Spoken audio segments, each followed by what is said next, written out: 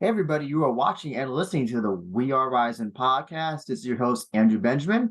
I'm joined once again by Claire Lopez, who will be taking on Super Atomweight champion Seika Izawa for the Rizin Super Atomweight belt at Super RIZIN 2 on July 30th. The show will be available on Fight TV. And Claire, thank you again for taking your time out to talk to us.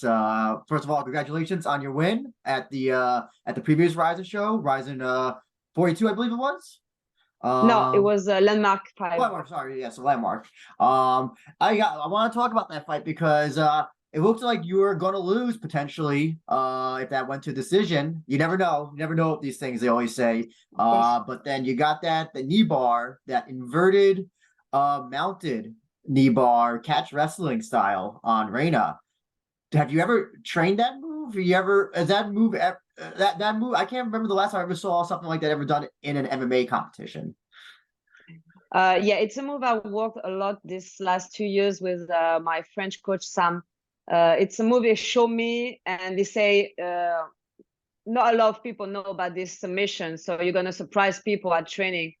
And I've done a lot this move on training. It works a lot. So yeah, as you say, I think I would lose this fight because even if I have a good first round.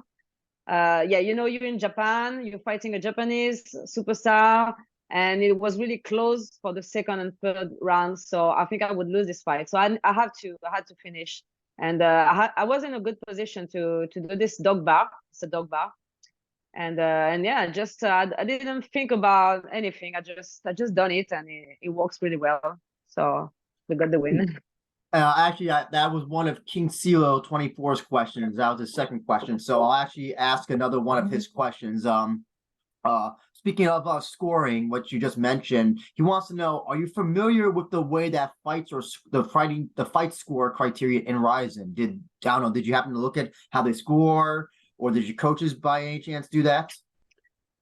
I think yeah, someone told me a little bit about this. The scoring is different. I'm not sure I really understood, but I know if you do a lot of damage, obviously it's a big part of the scoring, and I've done a lot of damage, but yeah, she came back on the second and third round. She has a good attitude. She was moving forward on me, so I don't really know who was winning the fight for the scoring, but yeah, I've done a lot of damage too. And I know she tried. Sorry, she tried a lot of submission, the armbar and the triangle. So it's a lot of fun for the scoring too. So that's why I know. Yeah, it was a close fight. Our listener Ichi wants to know. First he says, "Good luck on your title fight," and he wants to know: were you worried after you got a knee bar, RENA, because it looked really bad on TV? And just to put some context, I think RENA, didn't her ACL or meniscus something tore in her, I believe. Yeah, obviously I was worried after the fight because when I done the knee bar, she tapped too late because I think she didn't know what was happening at the moment, and I heard the knee, like a crack. I heard this sound, and she tapped at the same time. So I released. Obviously, I'm not mean. I'm not mean. But after I saw she was laying on the floor, and yeah, I was more worried about her than celebrating my win. And after she went straight to hospital. She has I don't know if it's ACL or MCL, but yeah, she has torn ligaments. Not to mention as well, if she not only you heard that crunch, she tapped, but also on TV we were able to hear her kind of not yell, but she definitely gave a sound that definitely didn't sound like a pleasant sound. Yeah, it's like a double tap. It's a tap and it's a verbal tap. Yeah. And so I'm curious to know, where do you consider this win against RENA in terms of so far in all of your wins? Do you consider this your biggest win, your most proudest win? Where do you rank it? Yeah, I'm really proud of this fight, this win, because this is the first time I went to the third round. I usually win or lose in the first or the second. So I didn't really test myself, challenge myself in a tough fight. really intense fight, and I was tired. People saw this on the fight. I was tired in the second round, and but I'm proud because I went to the final until the end of the fight, and I didn't give up. I was still here. I was still trying to get the finish. I was still trying to make an exciting fight, even though I was tired. So I'm really proud of myself. I think even if I lost this fight, I would be proud of myself. So yeah, it's maybe my biggest fight in my career. Well, actually, that's funny you brought up that I think this is only the second time you've actually gone to the third round. I think one other fight went to a decision. Oh, first? Yeah, the Oh, first yeah. one. Okay, yeah. Okay. I went to the second round on Bellator with Danny McCormack. But yeah, third round is the first time. Okay. Oh, gotcha. So, when you knew you were in that third round, were you thinking like, oh crap, this is going, I don't know how this is going to go? Like, what was your thoughts going to the third round for the first time ever? Was it was it just more anxiety? Was it more, you have to, yeah, what was the mindset So when that happened? after the first round, I have a big dominance in the first round, and I really thought that I would finish the fight in the first round, but she was tough. She was still here, even though she had a big black eye, big, on the head.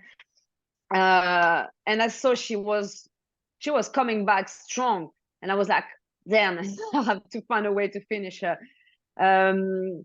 Yeah, the second round was really hard for me, really tough, but I came back myself in the third round. I was feeling better.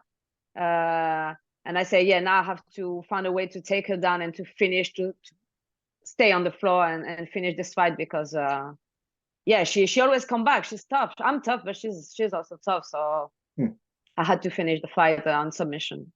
One of the biggest comments, well, also, not to mention, this fight wasn't really at atom weight. It was that weird RENA weights, that weird in between. One of the common comments I read from fighters who have fought RENA, win or lose, is that they say that she is unreasonably strong for her weight class, as an atom weight, straw weight, whatever you want to characterize, but that, like, she has absurd power, and she just seems to be much more stronger. Did you get that feeling from her when you were tying up with her, when she was trying to submit you? Did you feel like she did, oh my god, this woman is stronger than maybe the average atom weight? So it was more a strawweight fight, because strawweight is 52 and it was 51, so it was more close to strawweight. So I didn't cut the weight. For me, it was easy to make the weight, and she had to cut. I felt that she has power when I was on top on grappling, because she was defending well with the knees. But honestly, the punches, the kick was not that powerful. But it's more because she landed a lot of calf kick, a lot of low kick. At the end, yeah, I start feeling my calf was really sore. But no, I think I'm strong for a strawweight. I'm strong for atom weight. So power was good for both sides. But yeah, obviously she was bigger than me. She was bigger than me for sure. Yeah.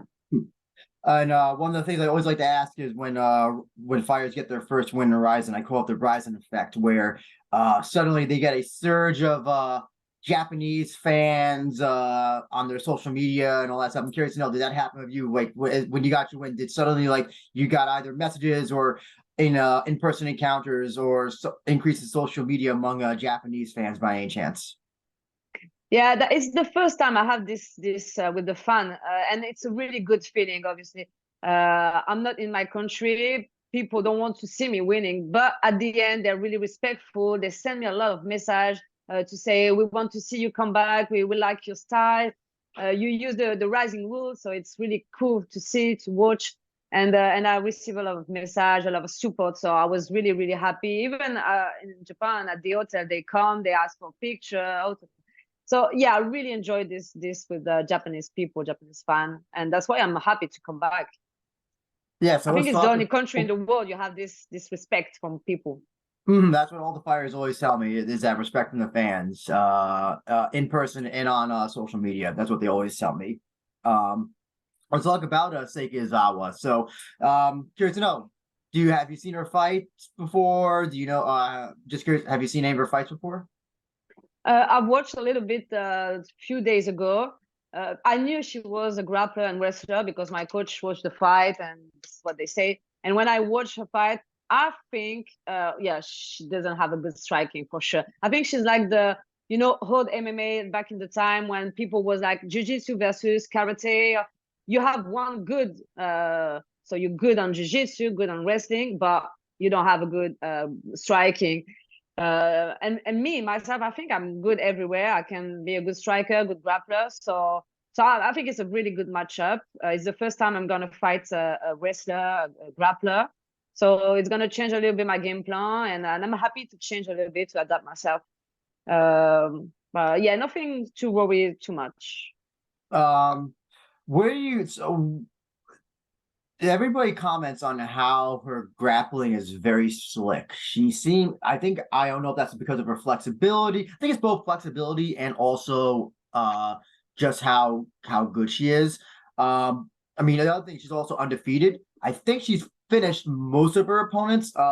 When you see that, I mean, I'm not gonna ask you what your game plan is, but when you see someone who's such a strong grappler, who finishes their opponents like that, do you risk wanting to try to grapple them, or is that something you want to keep on the feet? Do you want to strike somebody like that, or to almost catch them up, or do you want to grapple them so you can kind of catch them off guard? Do you kind of understand what I'm trying to ask? Um, well, I don't really. I just watched the fight, and I don't know about her opponent. Maybe opponent was not good. I don't know.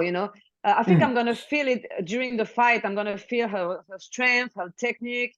If I feel that I'm not good on grappling, I'm gonna stay on my feet. Obviously, this is one of when I want to strike more for this fight, but also I'm really confident with my wrestling and my grappling. So it's not like, oh, I shouldn't go to the grappling. It's dangerous. No, she's good, but I also have a good stuff. You see my knee bar. It's not something you see a lot. So I'm confident with everything. If we wrestle, if we grapple, I'm fine. I can defend, I can attack. So yeah, I think I have. Maybe she has better jiu-jitsu. I don't know, maybe, but I have a better MMA game. Mm. You know. Were you surprised when Rizin offered you the title fight, especially after one win? Did that come as a surprise? Yeah, I was surprised, but I was waiting for this. I saw that Seika Izawa was looking for, and was trying to get on this card, was trying to get an opponent, and yeah, I was in my mind, I was like, oh, I hope they're gonna choose me. But yeah, when I had this message, I was training, I was on Muay Thai class, and I received the message, and I was really really happy, get a little bit emotional because I was like, wow, just after one fight, I get this title fight, this title shot, and it's really amazing. So yeah, it's surprising, but maybe I don't know. They like the style. They think it's a good matchup. So let's go. I'm happy. It almost tells me that they were expecting, or that the idea was RENA wins in the fight and they were going to give it to her. But since you beat RENA, it's like, oh, Yeah, we can't give the loser the title shot, so we gotta get the winner. And that was you, because that's one fight that they tried to make, is that they were going to try to make in the Grand Prix. They had a Grand Prix, Atomweight Grand Prix last year, and RENA got injured, had to pull out. So yeah, yeah, I think they want to try RENA versus Izawa, but yeah, you came in and yeah, ruined those yeah. plans. I was not supposed to win this fight for them. They obviously when they gave me this fight against RENA, for them I would lose this fight and she will win and then get the title shot. But yeah, MMA is always, you never know how it's gonna finish, and I won this fight, and now it's my chance to have the title shot. So I saw on Twitter some people say, "Oh, I think RENA would be a better matchup for Izawa," but yeah, if you lose, you lose, and now it's for someone else. Also, RENA's injured. There's no way they'd be able to give her a title shot. As Yeah, far as I know, she's still not walking properly, as far as I know. yeah. Um,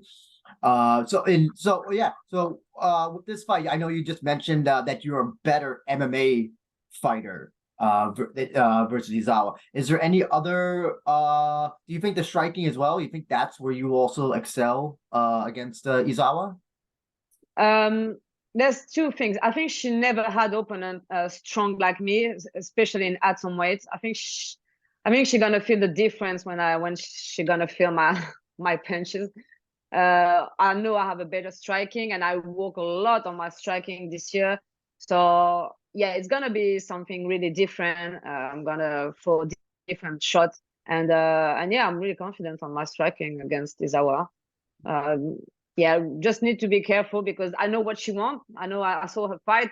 She just wants to have the clinch and take you down. So just get ready for this. The other thing about this Rizin show, it's gonna be a joint show with Bellator. It's gonna be at the Saitama Super Arena. Uh, Potentially, I believe it is almost sold out. So we got probably about 10,000 people. And I'm just curious to know, that's probably the largest crowd you've ever fought in front of, right? That's got to be the What? largest. Sorry, again. Oh, sorry. That this crowd is going to be about 10,000 people, maybe 10,000 plus people. Is that the largest crowd you've ever fought in front of? I believe. No, I think Rising is the biggest show with the biggest crowd I had. Because you know my last fight was during COVID. Combate Hmm. Global doesn't have a crown, so yeah, I never went in a big show like that. And for me, obviously, fighting in Saitama Arena is a dream for me. It's yeah, it's one of the best thing I'm gonna do in my life. It's Hmm. legendary. So Is yeah. there any at all, I guess, nervousness fighting on such a big stage, or do you just when you just enter that ring, you're just gonna be able to turn that off and just be able to focus on the task at hand? I'm not nervous, and I'm not like focused in my in my bubble. I'm really enjoy. I like to enjoy. In the last fight, it was the same. I enjoy the energy, the everything, the show, and this pushed me a lot. This give me like a boost, to give my best. I really like when there's a lot of people, a big show, big light, and I'm just happy to be there. So for me, it's something that gave me more energy, more adrenaline, and I like it. I like it. Hmm. We have another question from King Silo who wants to know, do you have any special plans for your entrance? Uh, uh, Not really. Yeah, not really. Nothing too crazy. I'm not gonna come with something crazy, but yeah, I'm just gonna choose a nice song that give me a good energy, and yeah, that's it. I'm just gonna enjoy the entry because yeah, it's something in the last fight that just when you have lights in your eyes, like wow, all these people, this show, this is really cool. Honestly, I like it. Hmm. Well, because one of the big things is that whenever there's fight at Saitama, usually people go all out for their entrances. A lot of fighters do. So hey, listen, you still got time. Feel free to, if you got any Yeah, ideas. we see. Um, I'm curious to know as well. I don't know if what you can mention is after this fight, regardless of what happens, are you still do you have more fights on your contract with Rizin or something along those lines, or I don't know if that's been discussed or whatever. Is there anything you can say about that? So I'm not signed with Rising. Hmm. I'm still signed with Combate Global. I'm a Combate Global fighter who Hmm. represents Combate on Rising. So I know I'm gonna have to do some fight on Combate Global this year or maybe next year. But yeah, obviously, if Rising want to have me, if I win this fight, I'm gonna have to defend the belt. And Combate Global is happy to give me to Rising. So yeah, I can fight in both organizations, and it's cool for me fighting in USA, Miami, and in Japan. Hmm. So yeah, we'll see after this one, but yeah. Actually, you brought up a good point about the defending title. One of the things that Ryzen does, actually, I don't know if you know this, but they'll have the champion fight in non-title matches, maybe like once or twice a year. So, and I'm curious to know, what do you think about that? About a champion who fights in the promotion that they're the champion of, but in a non-title fight against someone. What are your thoughts on that as a fighter? I don't understand what you. Well, because so like Izawa has fought on Rizin shows, but has not defended title. So they'll have her fight, but in a non-title match. No, most promotions will have the champion always defend the championship. She's gonna defend the belt. Yes, yes, yes. Oh, yeah. No, Yes. she's defending the belt, but there are times where Rizin does defend, has the champion not defend the belt, but in a fight. It's in a non-title match. Sorry, sorry. Yeah, Maybe, I'm not sure to understand. I'm okay, confused. no, okay, no, that's okay. Okay. So yeah, when the bell rings for this fight, how do you how do you expect Izawa to come at you? Like, what do you think her first move is going to be? I think she's gonna start with a little how to say, I think she strikes just to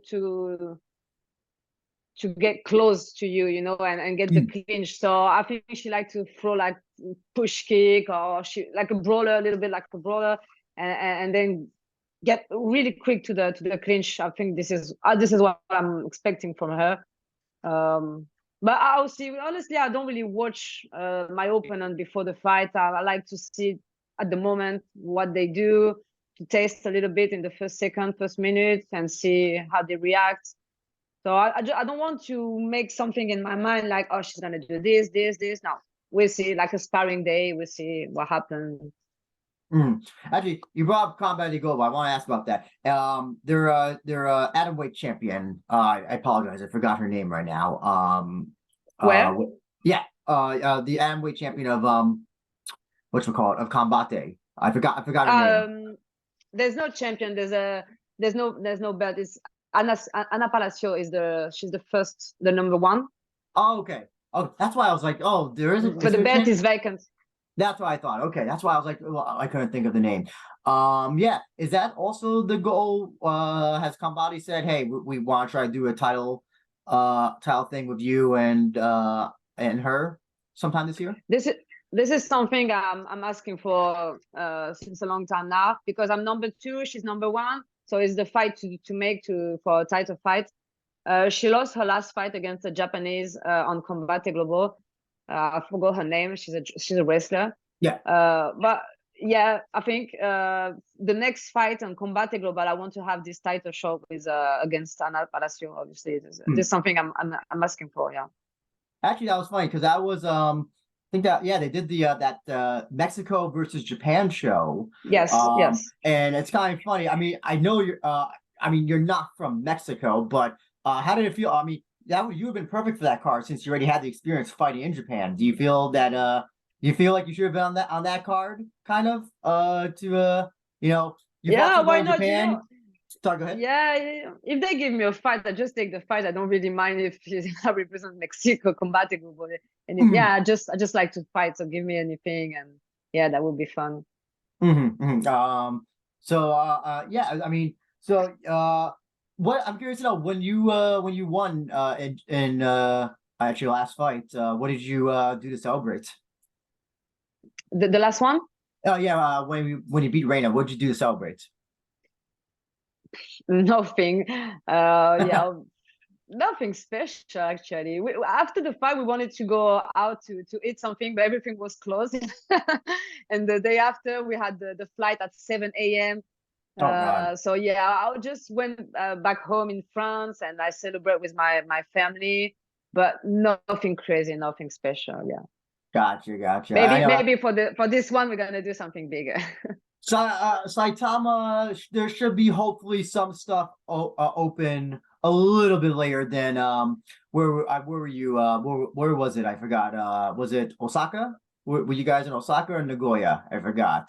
Osaka, no. Oh no! I think you guys were in Tokyo. Were you guys in Tokyo? Yeah. Yeah. Okay. Yeah. Hopefully things will be a little bit open a little bit later where you are, since you're at the big arena. Yeah, because the last one we finished really late, and when you do all this interview, all this media press conferences, then at the end it's really late. So, but I think this next event I'm gonna fight really early in the day, in afternoon maybe, because after they have the Bellator versus Rising on the evening. So yeah, we got time to celebrate after the fight. And before you go, Claire, I just wanted to get if you have any social media. Oh, I mean, you do have social media. If there's any you want to plug your sponsors or anything like that, you can go ahead and plug those away. Okay, so I'm gonna thanks my sponsor Vigorate and WMMA scene now, because they really helped me during this fight camp to, yeah, they really helped me a lot. My nutritionist, my coach, SNC coach, my physio, my team, my coaches. And yeah, if you can give me a follow on Instagram, Claire Lopez MMA, Twitter. Yeah, it always helped, you know, it always helped fighters. And yeah, let's go. Let's support me for the next fight. Actually, you said WMMA scene now. You mean the guy? I forget his name. I've talked to him a few times. He has the show on YouTube, right? Yeah, exactly. Yeah, I was surprised because my manager told me, "Oh, I found you a new sponsor," and he sent me the name of the guy, and I say, "Oh, wow, that's cool." Yeah, he follow me on Instagram, and it's cool to see to have the support and some help during the training camp. So yeah, thanks to him. And I also want to give you an opportunity in case if any last comment or statement that you have about your fight or Seika Izawa. The floor is yours. About the next fight? Oh yes. Any comment you have about last comment on Izawa? Yeah, you can go ahead.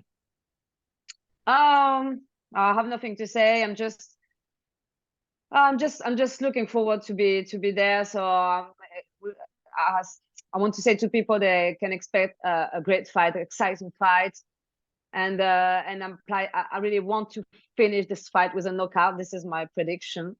So yeah, let's go.